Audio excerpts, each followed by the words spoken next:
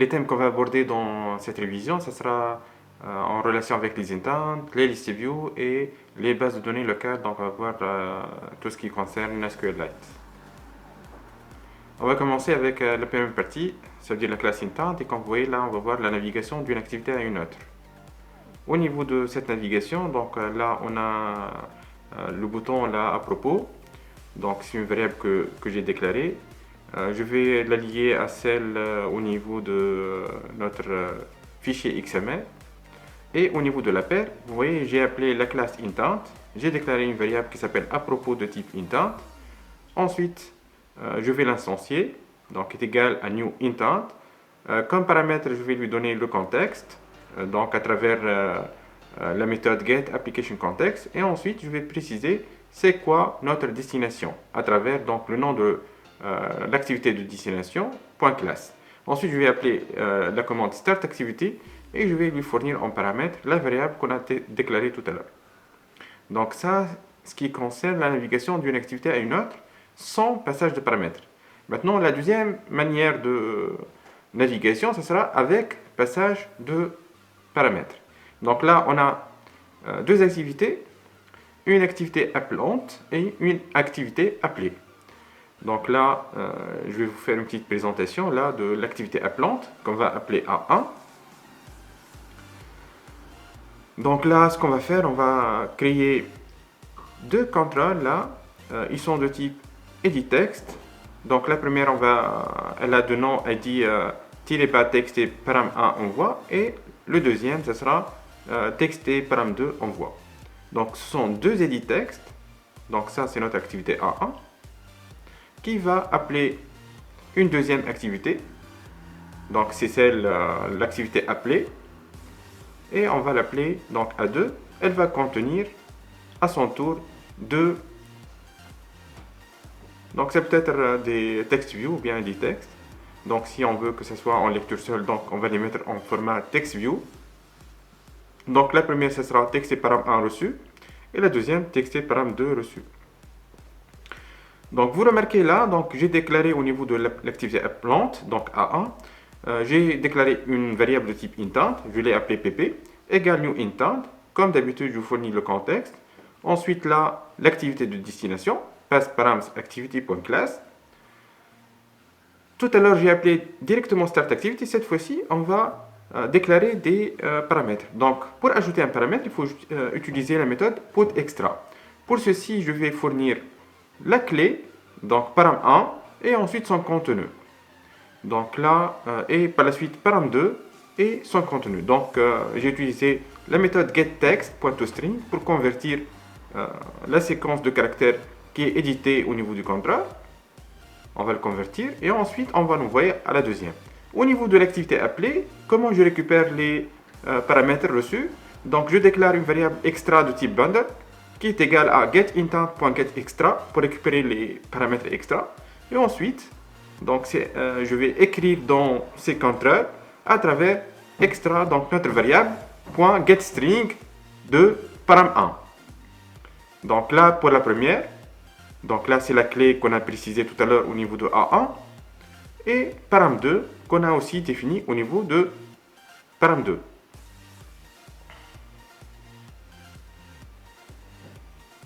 Maintenant, on va voir le troisième type de navigation. Donc, ce sera une navigation d'une activité à une autre, mais cette fois-ci avec retour de résultat. Donc là, réellement, on a trois actions à lancer. L'appel, le traitement, ensuite le retour. Donc, je suppose que j'ai une activité A1. À l'intérieur de cette activité, j'ai un bouton. Si j'appuie sur le bouton, il va appeler une deuxième activité. Cette activité, elle contient un contrôle là. Il peut être un editText, où est-ce que l'utilisateur va saisir des données. Et aussi, on a un bouton. Et ce bouton, donc, il va nous permettre de terminer cette activité et revenir à l'activité principale. Donc, lors d'un clic, il va récupérer ce qui est écrit au niveau de l'editText et ensuite le renvoyer à l'activité A1 et se terminer à travers la commande finish. Donc, par la suite, on va voir le code correspondant. Donc, lors du clic sur le bouton, on va récupérer la valeur retournée par A2 et on va l'afficher au niveau de notre text view de A1.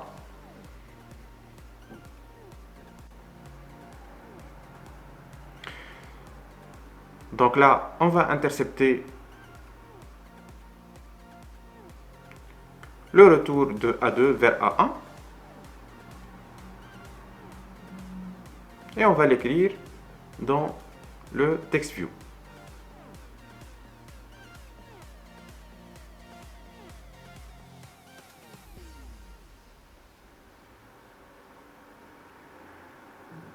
Donc là, si on essaye de ordonner les opérations réalisées, premièrement, on va commencer par un clic sur un bouton, sur notre bouton. Il va nous rediriger vers la deuxième activité. Au niveau de la deuxième activité, on va fournir le paramètre à retourner. Donc, l'utilisateur va le saisir, ou bien ce sera le résultat d'un traitement. Et troisièmement, on va fermer l'activité A2, fermer A2 et retourner à A1 en renvoyant le retour ou bien le paramètre de retour demandé. Donc là, quatrième étape, au niveau de l'activité appelante, on va intercepter le retour et l'écrire dans notre text view. Donc ça, c'est l'ordre des actions qu'on va réaliser pour recevoir notre retour.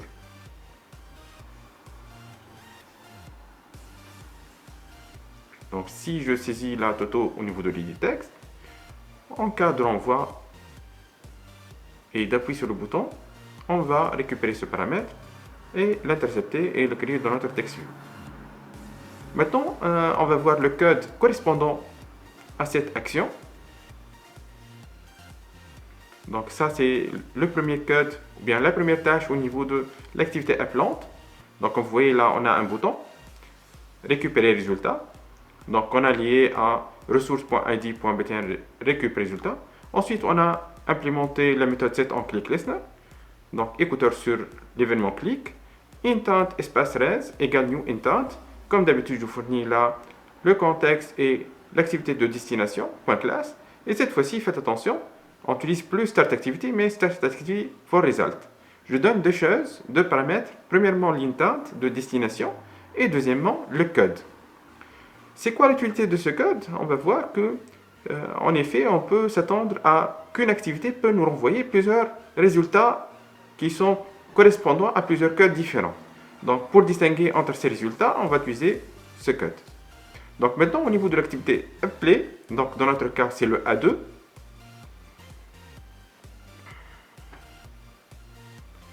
On a un texte et message.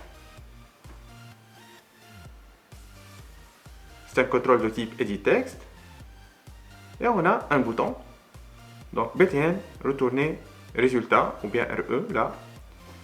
On implémente le onClickListener, cet onClickListener. Et au niveau de click, qu'est-ce qu'on va faire? On va récupérer le texte saisi au niveau de texte et message. Et on va l'écrire dans la variable string message. Et on va utiliser la méthode putExtra pour ajouter notre paramètre. Donc là, on a clé valeur. Donc on va mettre ce qui a été saisi par l'utilisateur au niveau de la variable message. On va le mettre et l'associer à la clé message en majuscule. Ensuite, là, set result, moi j'ai indiqué là le code retourné C4. Donc, pour dire que ça, c'est lui correspondant à cet appel. Et finish pour terminer notre A2, bien notre activité appelée.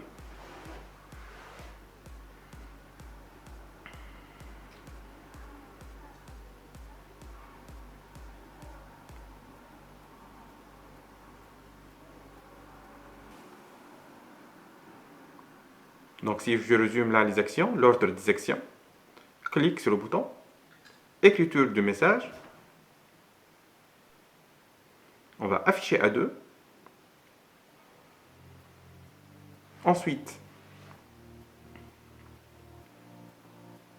l'utilisateur saisit du texte, troisièmement il appuie sur le bouton, et cet appui il va récupérer ce qui a été saisi par l'utilisateur et le renvoyer à l'activité A1.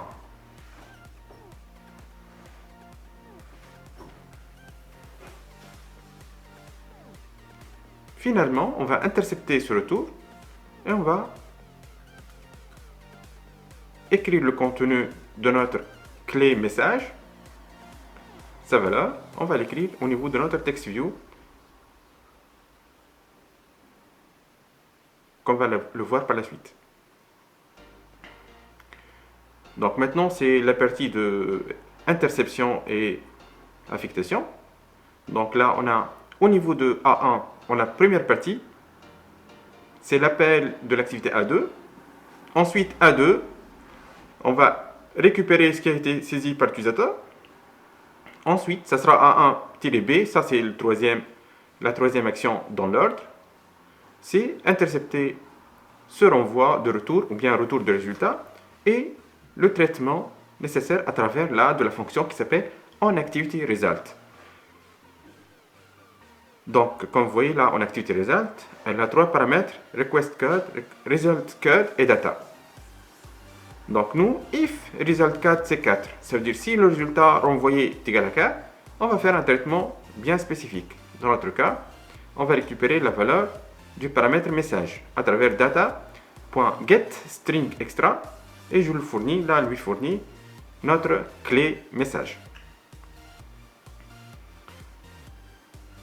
Donc comme vous voyez, message, c'est la clé qu'on a mentionnée au niveau de l'activité appelée, qui est A2. Une fois c'est fait, donc je fais texte et résultat, .setText, et je lui donne le message. Donc le data, bien sûr, c'est ce paramètre au niveau de l'appel. Donc, c'est l'élément qui a sauvegardé les données et les paramètres passés. Maintenant, on va passer à la deuxième partie de notre révision, c'est ce qui concerne les ListView. Le composant ListView. Donc là, comme vous voyez là, en create, on va créer un array. Il sera de type string et on va l'appeler words. Donc words, ce sera le nom de notre variable tableau de chaîne de caractères.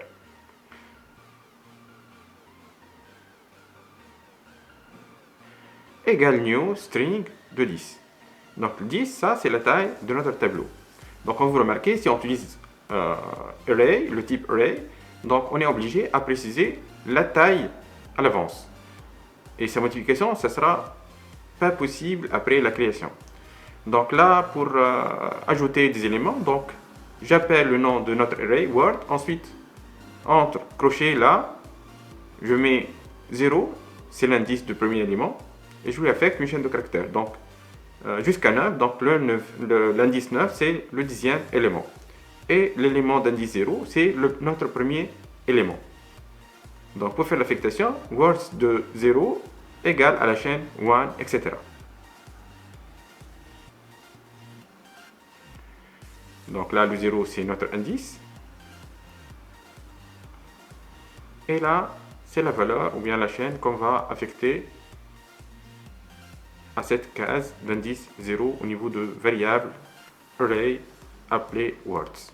Maintenant, au niveau de arrayAdapter, ça c'est la classe qui va nous permettre de synchroniser l'affichage de notre array avec notre ListView. Donc là, qu'est-ce que j'ai fait? ArrayAdapter, là le type c'est string, là c'est le nom de variable itemAdapter égale new arrayAdapter. Je lui fournis en paramètre le contexte, ensuite le type de mise en forme, dans notre cas android.r qui fait référence à ressources, .layout.sepleListItem1. Ça veut dire que ce sera une ListView composée d'un seul élément. Et par la suite, je fais virgule words, et words c'est notre array. Donc là, je vais remplir words par des éléments. Voilà. Donc une fois c'est rempli, donc je vais le fournir en paramètre à notre ListView, à notre arrayAdapter. Là, j'ai déclaré une variable ListView, donc et j'ai fait la liaison avec celle de notre fichier XML à travers la méthode findViewById. Et par la suite, ListView.setAdapter, et je lui donne le nom de l'adaptateur que j'ai créé tout à l'heure.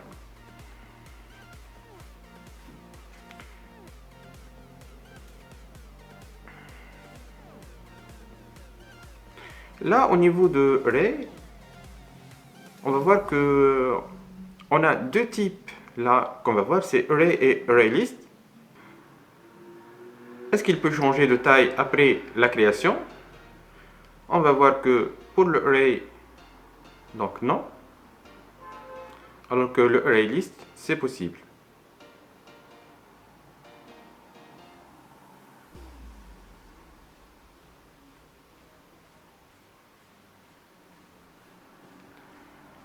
Est-il une classe?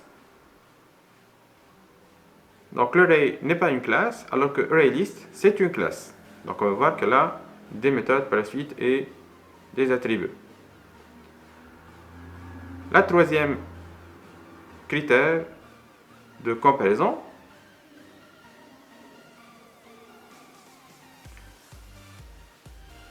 utilise-t-il des méthodes? On va voir que pour l'array, donc pour accéder aux éléments, donc pour l'array, il n'a pas de méthode, alors que ArrayList, il a des méthodes spécifiques pour l'accès et la manipulation de ces éléments.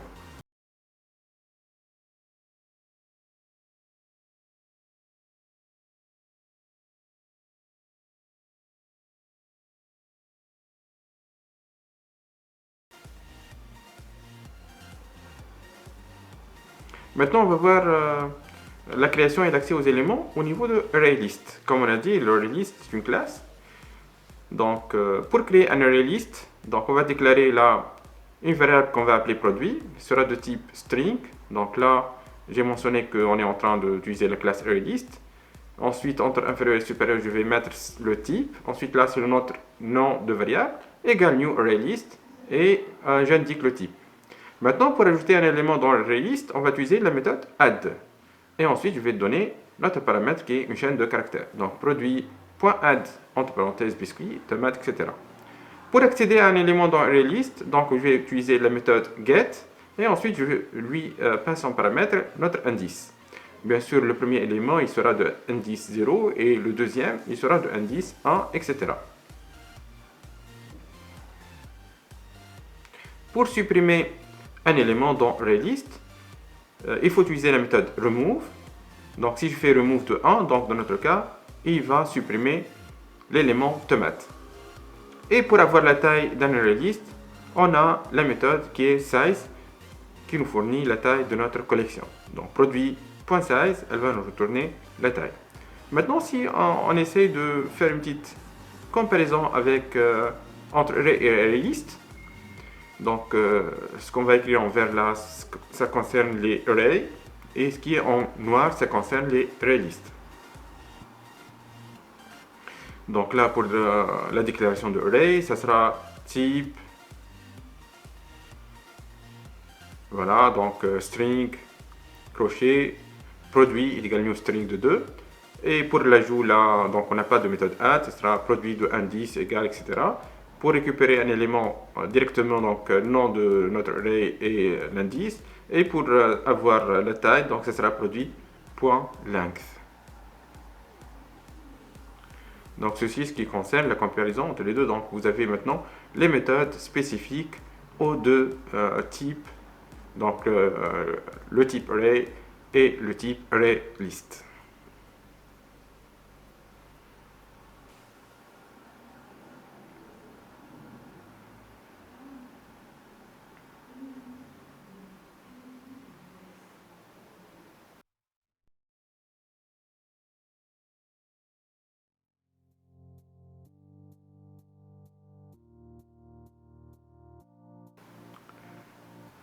Finalement, la troisième partie qu'on va réviser aujourd'hui, ce sera les bases de données en utilisant SQLite. Donc là, SQLite, c'est un moteur de base de données libre qui implémente la plupart des fonctionnalités de SQL 92. Et utilise la plupart des commandes SQL create, insert, update, delete et select. Donc là, on peut lancer create, insert, update, delete et select. Concernant donc les types là qu'on a au niveau de SQLite, on a 5 types principaux. Donc null pour les valeurs vides, on a integer, donc les entiers signés, réel pour les nombres réels, texte pour les champs de texte et blob pour les champs binaires tels que les images. Bien sûr, il y a d'autres types C'est comme varchar par exemple, ou bien int, etc. Mais ils seront convertis par SQLite dans ces types. Maintenant, au niveau de manipulation des objets là, de base de données SQLite, il y a deux méthodes qu'on peut utiliser. Une méthode qui est la plus proche de la base de données, qui se base sur SQLite Database, et une autre qui se base sur SQLite Open Helper et SQLite Database. C'est plus proche de la programmation. Et on a trois méthodes qui sont principaux. Donc la première, ce sera Open or Create Database. Open, ça veut dire que la première fois, il va créer la base de données, et la deuxième fois, il va l'ouvrir, il ne va plus la créer. Donc Open or Create Database, je lui fournis trois paramètres. Le paramètre name, c'est le nom de la base de données. Ensuite, le mode, c'est pour savoir comment accéder à cette base de données. Dans notre cas, par défaut, c'est private. Donc, c'est uniquement votre application qui peut accéder à cette base de données. On a aussi Cursor Factory et ceci, on n'utilise pas généralement. Donc, c'est pour ça qu'on met la valeur nulle lors de la création. Maintenant, on a au niveau de la deuxième méthode, c'est exec SQL. Donc, son rôle, c'est quoi? C'est elle exécute une instruction SQL qui n'est pas un select. Donc, dans notre cas, qu'est-ce qu'on a? Quelles sont les requêtes SQL qu'on peut lancer avec exec SQL? On peut utiliser la commande create, insert, update pour la mise à jour, donc delete pour la suppression. On peut lui ajouter aussi la commande drop pour supprimer une table, par exemple, drop table, etc. Et on a la troisième méthode, donc raw query, et c'est celle qui est utilisée avec les requêtes select. Donc le type de retour, ce sera un ensemble de résultats qui seront sauvegardés dans un curseur, donc en anglais appelé cursor. Donc on utilise uniquement raw query avec select et exec SQL avec le reste des commandes qui sont différentes de select.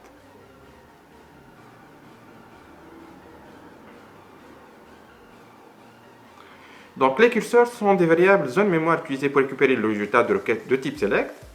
Donc ils sont des objets qui contiennent des résultats d'une recherche dans une base de données, par exemple.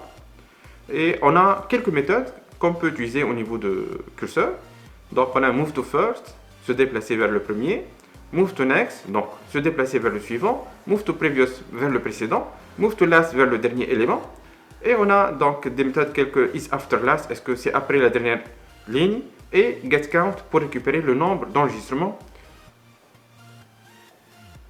d'une requête bien précise. Donc là, le curseur, donc ça sera, il ressemble beaucoup à une matrice, donc c'est une liste de lignes et de colonnes. Donc les indices, ça commence avec 0. Donc colonne 0, colonne 1, colonne 2, colonne 3, etc. Et aussi les lignes. Donc move to first, il va se déplacer à la première ligne. C'est la ligne d'indice 0. Ensuite, move to next, donc il va se déplacer vers la ligne numéro 1. Move to previous, donc si on est au niveau de la ligne numéro 1, il va retourner à la première ligne. Previous, c'est précédent, en anglais.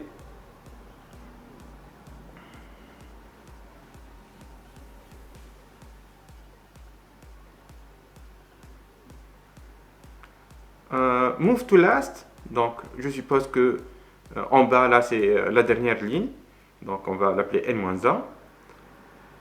Donc ça c'est le last. Move to last, ça veut dire aller vers la dernière ligne de résultat de notre requête select. Is after last, bien sûr ceci c'est un test pour vérifier que nous n'avons pas dépassé les limites de notre curseur.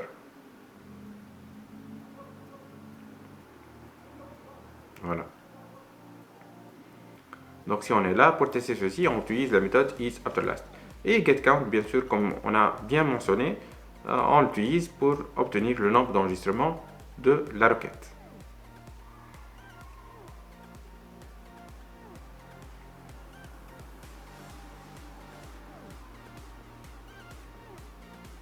Maintenant, on va voir une petite application, un exemple d'application, en utilisant SQLite et Android. Donc là, c'est une table simple, constituée de nom, number, ça veut dire le numéro, le nom et le prénom. Donc là, on est en train de gérer des joueurs.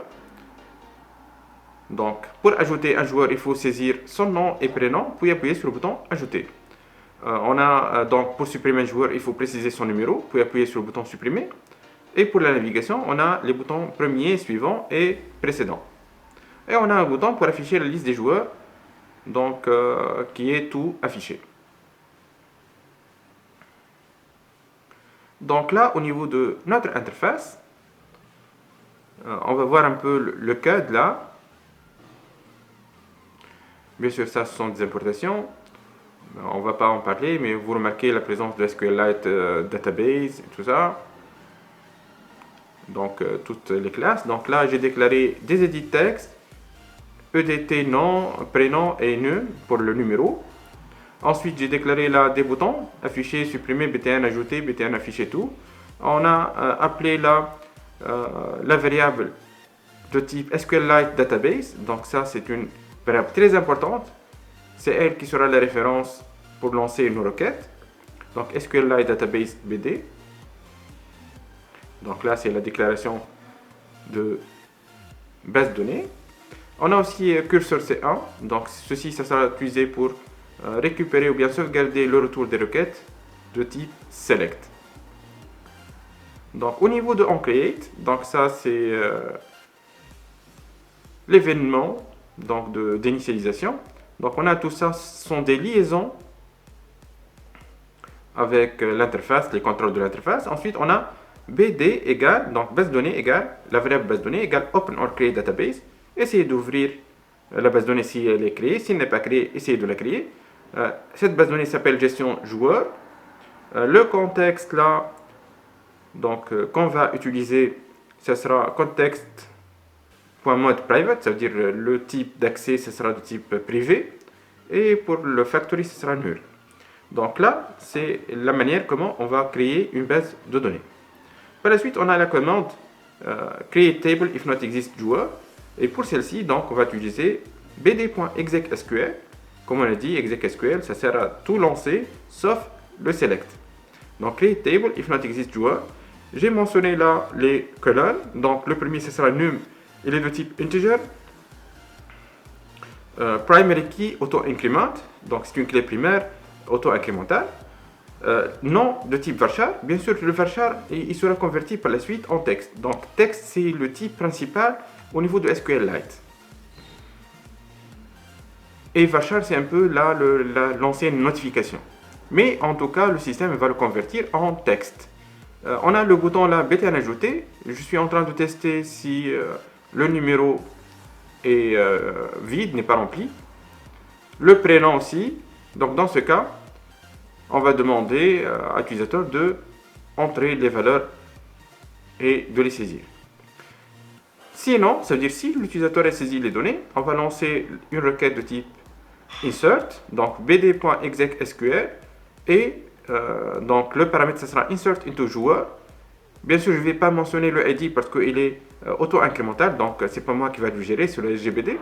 Et uniquement, je dois fournir le nom et le prénom. Donc values, et ensuite il y a cut, edt nom.getText. Là, faites attention pour les cuts, là que je suis en train d'ajouter. Donc les codes, pourquoi j'ajoute les codes? Parce que lors de l'insertion et des requêtes SQL, il faut faire attention. Les strings doivent être entourés de cuts. Kiff les dates. Mais faites attention, si on a derrière, donc des floats ou bien des doubles et tout ça, ou bien des integers, il ne faut pas mettre les cuts. Donc là, c'est une règle au niveau de SQL. Donc c'est pour ça que vous me voyez là, je suis en train d'ajouter les codes et de les concaténer à notre contenu, ça veut dire aux informations saisies par l'utilisateur. Donc uniquement les strings et les dates contiennent, dans notre cas bien sûr, les chaînes de caractères.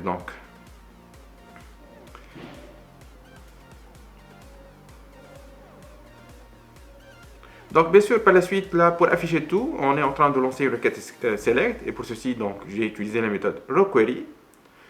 bd.rowQuery select étoile from joueur.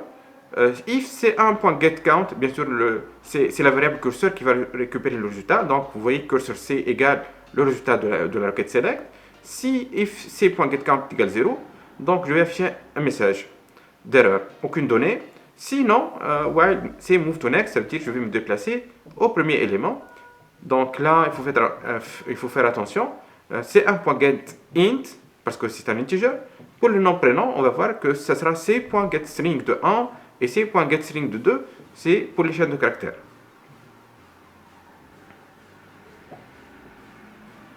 Concernant les indices, faites attention aussi, les indices, ça sera selon leur ordre au niveau de la requête saisie. Donc si je fais select étoile from joueur, dans ce cas, l'indice 0, ça sera la première colonne. Donc si je ne mentionne pas un ordre au niveau de ma requête select, ça sera l'ordre de création de la table. Donc si je reviens à la table là, donc le num, ça sera l'indice 0, le nom, l'indice 1, et le prénom, ce sera l'indice 2. Donc là, mais si je mentionne un ordre au niveau de la requête select, donc on va choisir cet ordre. Donc c'est pour ça que moi j'ai dit là, l'ordre est celui précisé dans la requête. Donc si c'est étoile, on va revenir à la création, l'ordre de création de la table. Si c'est différent de étoile, donc si je mentionne par exemple prénom, virgule, nom, virgule, num, dans ce cas, il faut respecter cet ordre. Maintenant, on va voir le bouton supprimer. Pour la suppression, kiff là, donc on doit saisir un numéro.